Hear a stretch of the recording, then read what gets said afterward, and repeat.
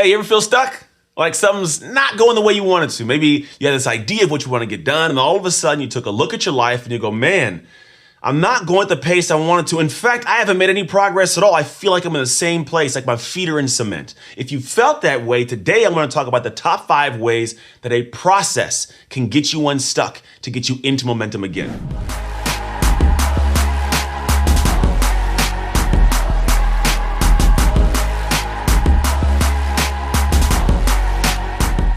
Rock and roll today. The first one of the process I want you to focus on is something called the life mastery loop. Now, what is this? It's a loop that's always running. It's a process that's quite literally flowing in your mind right now.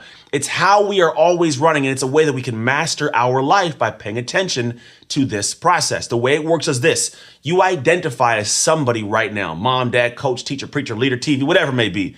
You have an identity. That identity has certain beliefs. The beliefs lead to thoughts. The thoughts lead to feelings that you have. And like everybody in this world, we take actions from the feelings, good or bad, strong or weak actions. It's based on how we feel inside.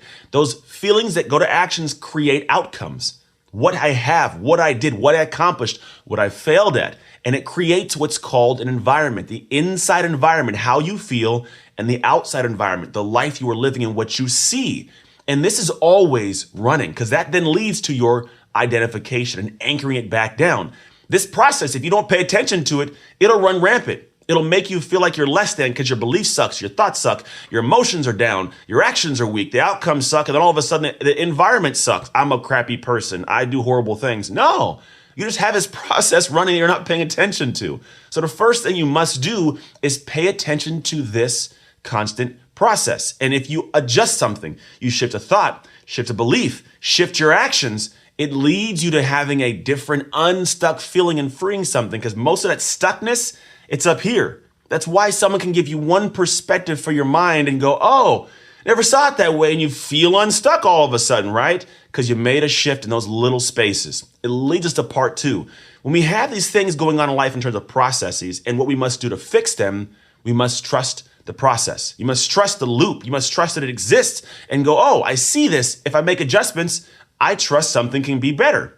And then when you start doing the thing to make it better, you must trust that process. It could be a process to lose weight, to build your business, to fix your marriage, whatever it is.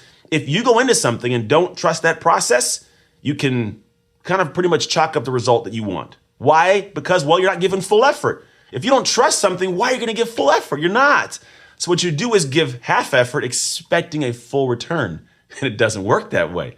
The idea is you have to go and trust this thing enough to give all, right? To lean in, to do more than makes sense. Trust that the outcome will be what you desire it to be. You trust the process, things will be great. And then we go to the next stage, which is a process in place that creates a perceived or real momentum.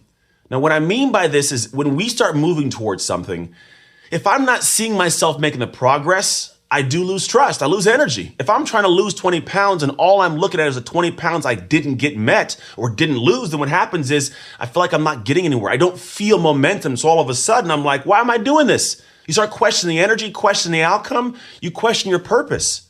And if you question your purpose, it's a problem. Most people, they question a purpose just because they lack the progress.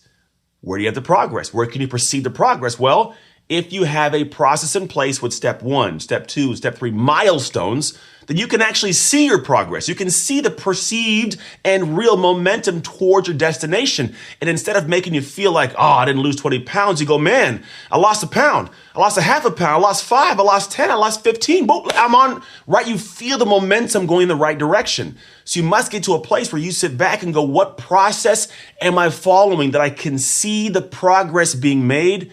So I feel like I'm doing something with and for purpose. This leads us to number 4.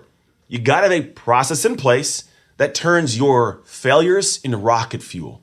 What is that? Well, along this journey, no matter what you follow, you're not going to do it all perfectly. Something's going to go wrong. It's inevitable, right? The idea is as I go through this whole flow, I want to look at the things that didn't go perfect, that went a little bit funky. Where can I really create this perception and go, you know what? This thing didn't go right, but I'm going to use this. I'm going to create some new idea, some new perception, something new, and create some amazing. The Post-its. I'm pretty sure posters were made because some guy messed up with glue on paper and boom, turned it into rocket fuel. It's a whole amazing business, right? It was perceived as a failure, but it was an amazing positive thing. Take a look at how you're looking at things and put a process in place to analyze stuff to find the rocket fuel. And then number 5, accept critiques.